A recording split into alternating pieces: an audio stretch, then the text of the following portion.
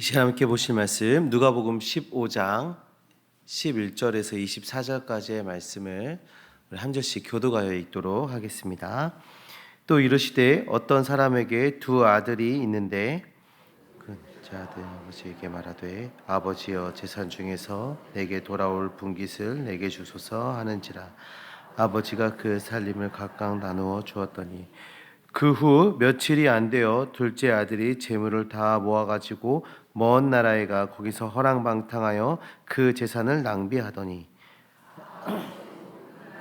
그게 흉년이 들어 그하고 비로소 궁핍에 판지라. 가서 그 나라 백성 중 한 사람에게 붙어 사니 그가 그를 들로 보내어 돼지를 치게 하였는데 그가 돼지 먹는 쥐업 열매로 배를 채우고자 하되 주는 자가 없는지라. 이에 스스로 돌이켜 이르되 내 아버지에게는 양식이 풍족한 품꾼이 얼마나 있는가. 나는 여기서 주려 죽는구나.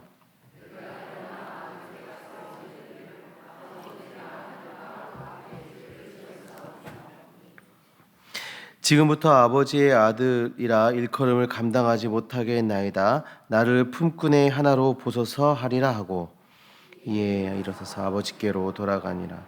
아직도 거리가 먼데 아버지가 그를 보고 측은히 여겨 달려가 목을 안고 입을 맞추니 아들이 이르되 아버지 내가 하늘과 아버지께 죄를 지었사오니 지금부터는 아버지의 아들이라 일컬음을 감당하지 못하겠나이다 하나 종들에게 이르되 제일 좋은 옷을 내어다가 입히고 손에 가락지를 끼우고 발에 신을 신기라. 그리고 살찐 송아지를 끌어다가 잡으라. 우리가 먹고 즐기자. 이 아들이 죽었다가 다시 살아났으며 내가 잃었다가 다시 얻었노라 하니 그들이 즐거워하더라. 아멘. 요즘 저희가 몽골 아가페 병원을 위해서 계속 기도를 하다 보니까 작년에 몽골 아가페 병원을 갔다 온 생각이 좀 났어요. 그 신축 건물 위에 옥상 같은 데 올라가서 그 주변을 이렇게 쫙 보여줬는데 사방에 엄청 넓은 초원들이 이렇게 펼쳐졌고 울란바토르 시가 다 거기서 보일 것 같은 그런 느낌이 들었어요. 그리고 작년 여름에 갔을 때는 밤 9시 한 30분 정도 됐는데 하늘이 새벽 같았어요. 그래서 약간 검정 하늘이 아니라 일명 블루블랙 파랑색이 살짝 있는 그런 하늘인데 거기에 수많은 별들이 보이는 장면을 봤습니다. 그런 상황들을 그런 모습들을 이렇게 보면서 몽골의 그 땅의 모습을 보면서 참 하나님이 크심, 하나님의 그 한없으심, 우리가 감당할 수 없는 하나님의 놀라우심 이런 것들을 느끼게 됐는데요. 그 하나님의 놀라우신 은혜와 사랑이 그곳에도 함께 했으면 좋겠다 하는 마음이 들었습니다. 우리가 이렇게 자연의 웅장함을 보게 되면요, 이런 특히 뭐 하늘이나 별이나 이런 거를 보게 되면 이걸 만드신 그 하나님은 얼마나 크신가에 대한 묵상들을 하게 되죠. 우리가 그것들을 보고 아무리 연구를 하고 공부를 하고 해도 우리가 그 우주의 크기와 우주의 규칙에 대해서 다 이해하지 못하죠. 그럼 그것을 만드신 하나님에 대해서 우리가 얼마나 이해할 수 있을까요? 하나님의 능력, 하나님의 크심, 하나님의 마음, 우리가 얼마나 가늠할 수 있을까요?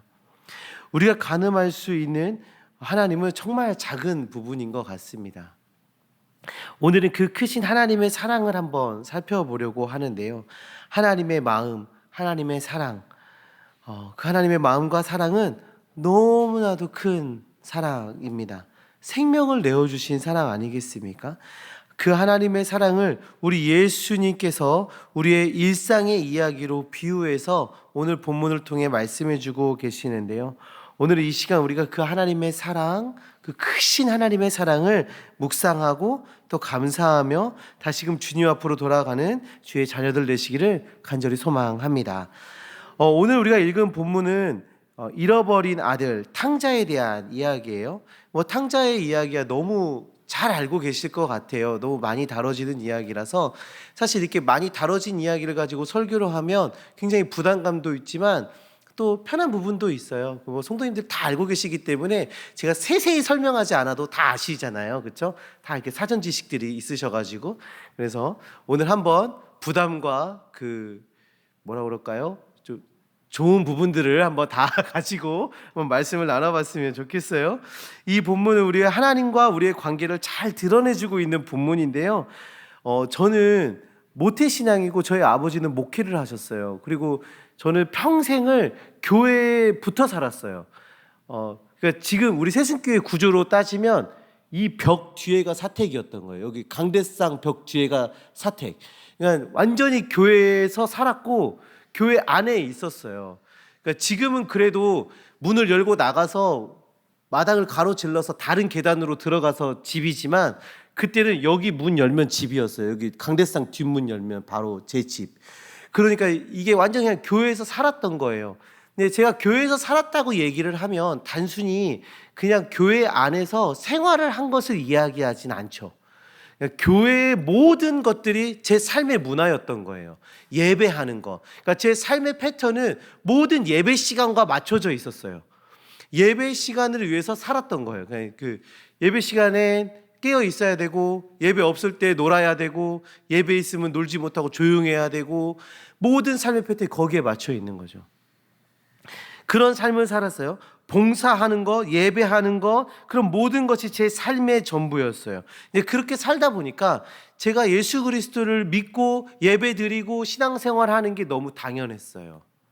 이거는 그냥 자연스러운 일이었어요.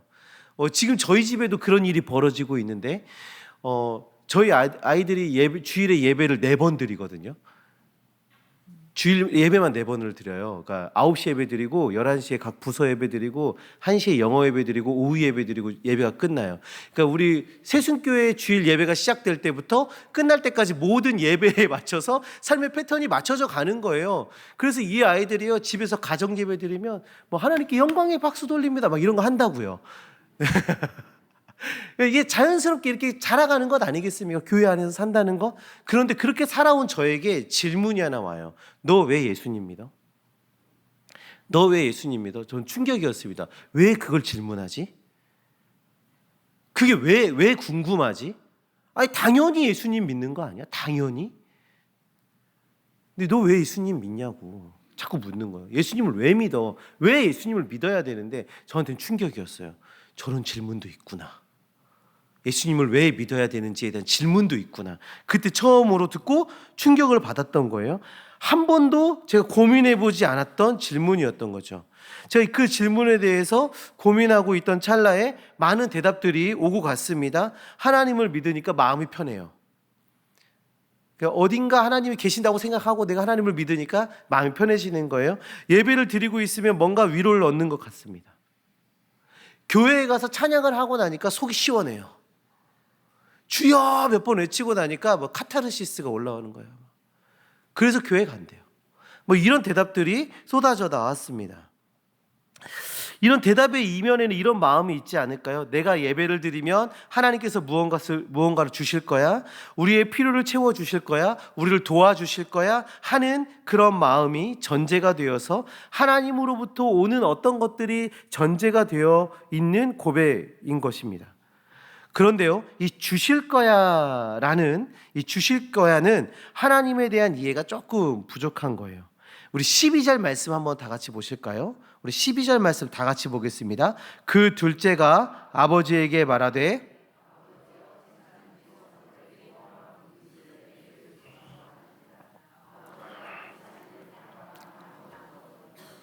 오늘 본문의 비유에는 2 아들이 있었어요.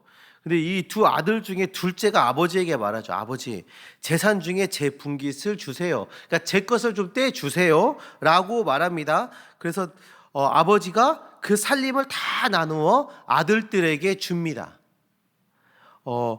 우리는 이 이야기가, 이 비유의 이야기가 어떻게 시작되고 있는지를 한번 보셔야 돼요. 아버지가 아들에게 그 분깃을 다 내어주고 이야기가 시작돼요.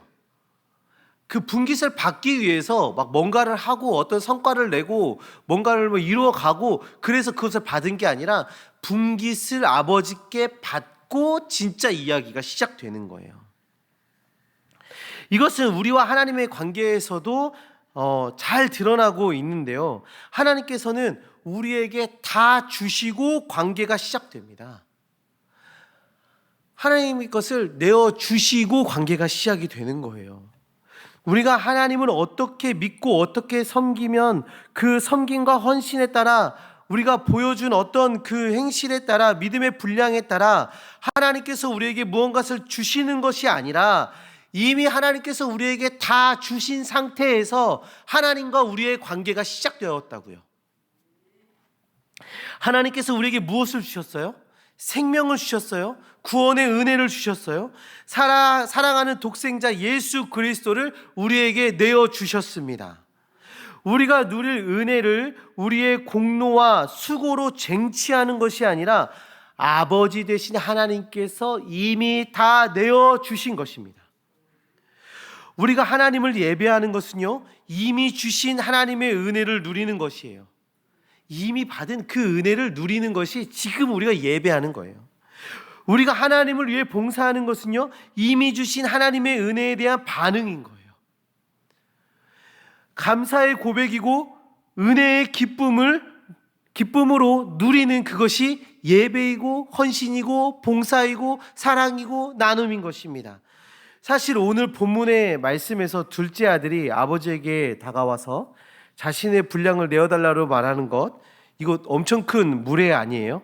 성도님들 상상해 보세요. 내 아들이 내 딸이 찾아온 거예요. 아버지, 어머니, 어차피 곧 있으면 돌아가실 건데 살아계실 때 이거 유산 다 정리해 놓으면 얼마나 편해요. 돌아가시고 나서 그거 하려면 진짜 복잡하단 말이니까 살아계실 때 다 나눠주시고 그러고 이제 가실 준비하셔야죠. 상상해 보세요. 이런 얘기를 내 자식이 했다. 어떻게 하실 거예요? 내가 죽어도 너한테는 안 준다. 내가 이거 싸들머지고 가더라도 너한테는 안 준다. 이러지 않을까요? 엄청 무례한 얘기를 지금 한 거예요. 그런 일이 일어난 거예요. 지금 하나님께서 우리에게 예수 그리스도를 내어주신 그 사건이 얼마나 비합리적인 일이에요. 그렇죠? 죄인 된 우리를 사시기 위해서 예수 그리스도를 미리 내어주신 거예요. 죄로 인해 죽은 우리를 사시기 위해서 예수 그리스도를 그냥 내어주신 거예요. 우리와 하나님의 관계는 하지 않으셔도 될 일을 기꺼이 하신 은혜, 하지 않아도 되실 일을, 우리에게 너무 큰 은혜가 주어진 상태에서 하나님과 우리와의 관계가 시작되었습니다. 자, 그런데 어떤 일이 일어나요? 이 아들이 아버지에게 자신의 분깃을 받아가서 부모를 떠나 어떻게 삽니까? 13절에 나오는데요, 허랑방탕하게 살았다. 허랑방탕하게.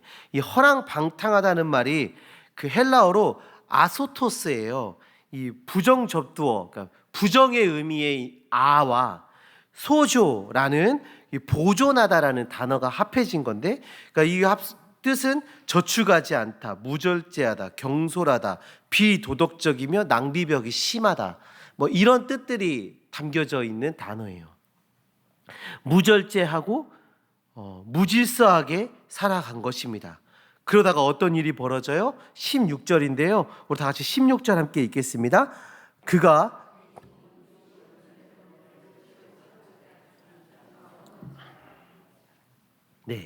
돼지 사료 정도로 쓰이는 그 쥐염 열매를 먹는 신세가 됩니다. 심지어 그마저도 못 얻어먹는 신세가 돼요. 이 쥐염 열매는 그 당시 그 고대 근동 지방에 올리브 나무만큼 이렇게 많이 있었던 나무예요. 그런 열매예요. 바나나를 이렇게 꼭 눌러놓은 것처럼 납작한 그런 모양을 가지고 있는데요. 사람은 먹지 않고 이 소나 돼지의 사료로 사용이 되었습니다. 그런데 좀 주목해 볼 만한 것은 이스라엘 백성들이 돼지를 어떻게 생각하나요? 이스라엘 백성들에게 돼지는 어떤 동물이에요? 부정한 동물이에요. 그렇죠? 부정한 동물이라서 돼지고기는 먹지도 않아요. 참 맛있는데요. 그렇죠? 돼지고기는 먹지도 않아요. 돼지고기를 먹지도 않는다라는 건 돼지고기를 가축으로 기르지도 않아요. 먹지도 않고 기르지도 않습니다. 그런데 이 아들은 어때요? 유대인들이 기르지도 않는 그 부정한 돼지의 사료를 먹는 신세가 되어버렸어요. 돼지를 기르고 돼지의 사료를 먹어요. 이 모습은요, 죄인의 비극적인 모습을 잘 보여주는 장면이에요. 부정하고 비참한 신세가 이 부정하고 비참한 신세가 죄인의 모습이라는 것을 잘 보여주고 있는 것이죠. 우리가 예수 그리스도를 알기 전에, 하나님의 구원의 은혜를 누리기 전에 우리의 영적 상태가 이랬던 겁니다. 죄로 인해 죄의 종이 되어 하나님의 영광을 상실해버린 상태가 되어버린 거죠. 이게 죄인의 신세, 죄인의 상태인 거예요. 부정함의 끝, 부정한 동물이 먹는 것조차도 먹지 못하는 그러한 신세. 아버지께서 주신 은혜는 모두 잃어버리고, 아버지께서 받은 존귀함과 영광은 모두 사라져버리고, 비극적인 신분이 되어버린 것이 죄로 인한 죽음인 것입니다. 본문에 나오는 이 아들은 자신의 과거를 추억합니다. 아버지 집에 살 때를 추억하는 거예요. 아버지와 함께 있었던 그때를 추억하게 되는 것이죠. 그리고 이렇게 고백해요. 18절부터 19절인데요. 우리 함께 보도록 하겠습니다. 내가 일어나 아버지께 가서 이르기를,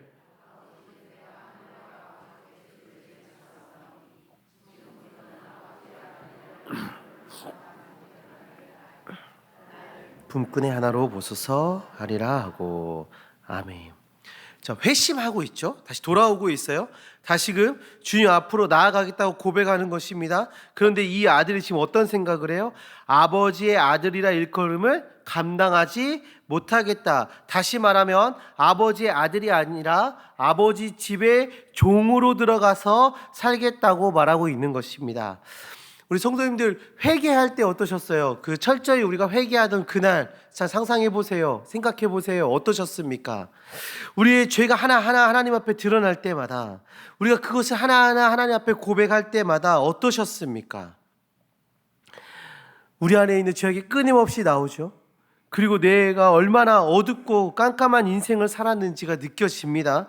그러면서 지금 하나님 앞에 서 있는 그 순간이 두려워지지 않으셨습니까? 거룩하신 하나님 앞에 모든 죄악을 가지고 나온 그 상황, 두렵지 않으셨나요? 성도님들, 죄를 마주한 순간, 하나님의 거룩하심 앞에 우리의 죄악이 드러나는 그 순간은 너무나도 두렵고 막막함을 마주하는 순간입니다. 그때 우리 하나님께서 이렇게 우리에게 다가오세요. 자, 20절의 말씀입니다.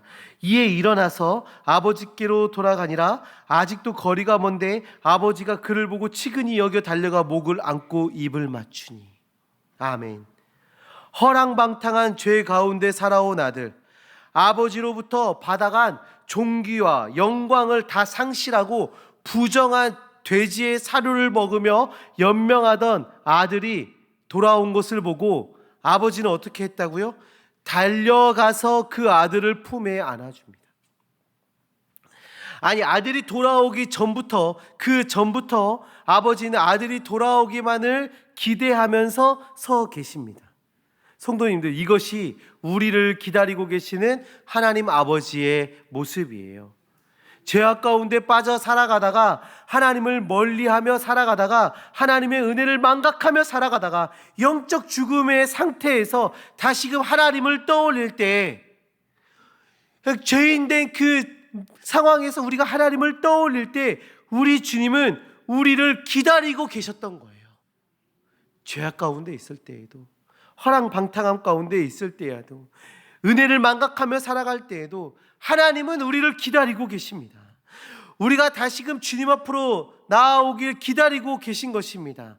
우리가 주님 앞으로 나아가려고 할 때, 우리가 이제 회개하고 주님 앞으로 나아가야지 라고 할 때 하나님은 우리에게 달려오세요. 하나님은 우리에게 달려오셔서 우리를 품에 안으시는 것입니다. 이것이 우리 아버지 하나님의 마음인 것입니다. 우리를 사랑하시는 하나님의 마음입니다. 이후에 아버지는 돌아온 아들에게 제일 좋은 옷을 입히고 아들의 신분을 확인하는 가락지를 끼우고 신을 신기고 가장 좋은 음식으로 잔치를 열어 아들의 돌아옴을 축하하지요. 우리가 회개하고 돌아가면, 우리가 다시금 하나님을 찾으면 우리 하나님께서 이렇게 하신다는 겁니다. 죄로 인해 상처 입은 우리를 치유하시고 하나님의 자녀로서의 그 신분을 회복하시며 존귀히 여기시고 기쁨의 잔치를 열어주시는 것입니다. 내 아들이, 내 딸이 다시 돌아왔다 선언하시며 기뻐하시는 것입니다. 이것이 하나님의 사랑입니다. 이전의 죄악을 하나하나 꺼내 재판을 여시는 것이 아니라 회개하고 돌아오는 자녀를 안아주시고 아들로 딸로 인정해 주시는 겁니다. 제가 복음 성장반을 이렇게 운영을 하면서 거기에 이 본문을 가지고 말씀을 나눈 적이 있어요. 근데 이 말씀을 나눌 때 거기에 아버지의 반응에 대해서 상상해 보게 하는 질문이 있었어요. 당신이 만약에 이 아버지면 아들을 어떻게 대하시겠습니까? 약간 뭐 이런 질문인데요. 그때 저의 대답은, 저의 마음은 이런 거였어요. 너 이놈의 새끼, 그 돈 다 어디 썼어? 이게 제 첫 번째 대사였어요. 너 그거 다 어디다 썼어? 누구한테 뺏겼어? 그거 다 어떻게 했어? 하고 다 적은 다음에 제가 누리고 있는 군사들을 끌고 가서 그놈들을 다 무찌르고 그 돈을 다 회수하고 가지고 오고, 이 아들은 저기 처박아 놓고 아주 그냥 노동을 해서 이 돈을 다 벌어올 때까지 내가 굴려야지 하는 생각이 제 안에 들었어요. 얼마나 건방져요? 살아계신 아버지한테 유산을 다 물려주세요. 뭐 어차피 주실 거 주세요 하고 그거 다 가지고 가서 그거 다 없애버리고 이제는 돌아와서 아버지 집에 살면서 종으로 살겠다고 얘기해요. 그래, 너 어디 한번 종으로 살아봐. 이게 우리의 마음 아니겠어요? 이게 사실은 이게 일반적인 상황 아니겠습니까?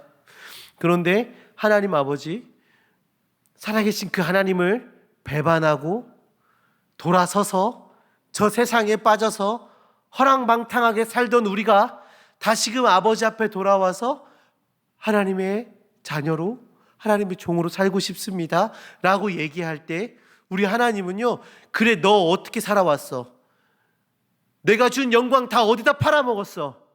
이렇게 따지시는 것이 아니라 품에 안아주시고 그 상처를 치료하시고 위로하시고 내 아들이 살아 돌아왔다, 내 딸이 살아 돌아왔다 얘기하시는 거예요.